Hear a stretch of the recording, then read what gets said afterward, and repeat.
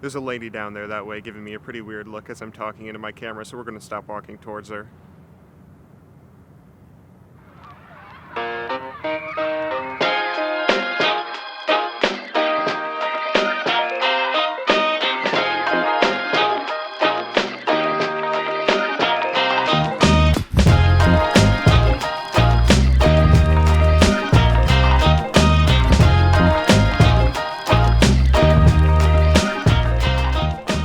Out for a walk today in beautiful, sunny Washington. Last night I went out to see The Big Short, which is a fantastic movie for any of you who haven't seen it. If you haven't seen it, I definitely would recommend it. It does a good job of taking subject material that's typically pretty boring, right? Investing in finance in the 07-08 financial crisis, and it makes it pretty interesting. One of the things I think is really interesting about finance and investing is that it's a very complicated industry that even the people working in it don't always completely understand what's going on, which is a pretty big topic of The Big Short, where pretty much nobody had any idea that the 2007-2008 financial crisis was coming outside of these very smart outsiders that were smart enough to make a lot of money off of it. But anyway, when you think about it, investing is such an oddity. It's such a world where it feels strange. There's all these people making all this huge, ludicrous amounts of money while a lot of them don't fully understand what's going on. It actually reminded me a little bit about YouTube in a number of ways, where you guys don't know this, but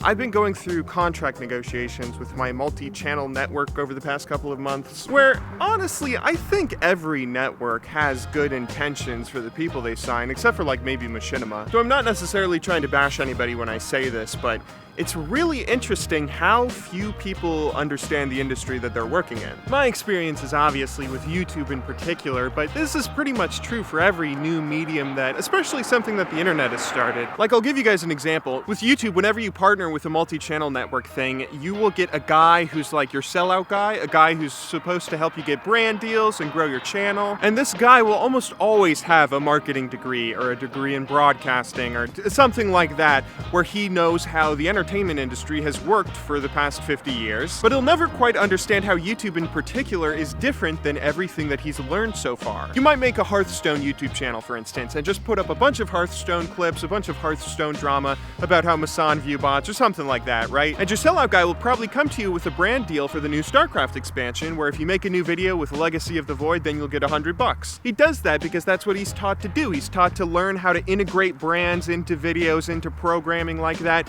but he never quite understands why people watch you on YouTube in particular, and he'll never quite understand how he can help you grow. If he really wants to help you out, he'll take a look at your channel and he'll see why people watch you in particular. He'll study your channel and figure out how you can improve on the formats that you're already doing and figure out what sort of formats that you aren't doing that will actually help your channel grow. He'll say he's all about channel growth and all that, but in the end, he's just gonna help you sell out a little bit and you'll lose a little bit of your audience because a little bit of your audience has no interest at all in StarCraft. That's just one example of many of how a lot of people treat modern media like they treat traditional media, which is not at all how YouTube works. Recently, I'm sure a lot of you guys know the Fine brothers are getting in all sorts of trouble with YouTube. They've lost like 200,000 subscribers because they're trying to copyright the word react. They're trying to trademark the word react and trademark a bunch of terms that are very ubiquitous. They're taking down all sorts of other reaction videos that are not their own, and they're trying to license their react show to a lot of other people, to anyone who wants to,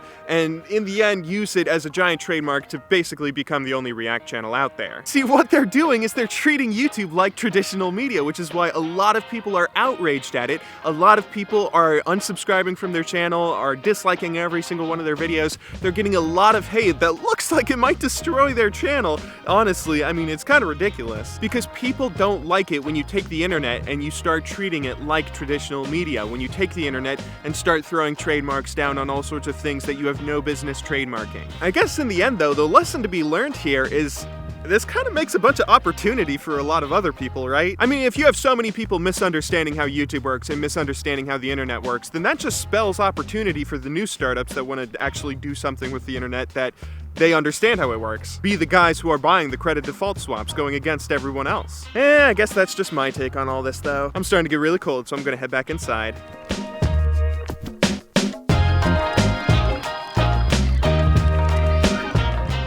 almost forgot. Thank you very much for watching. Good luck in solo queue, and have a wonderful day.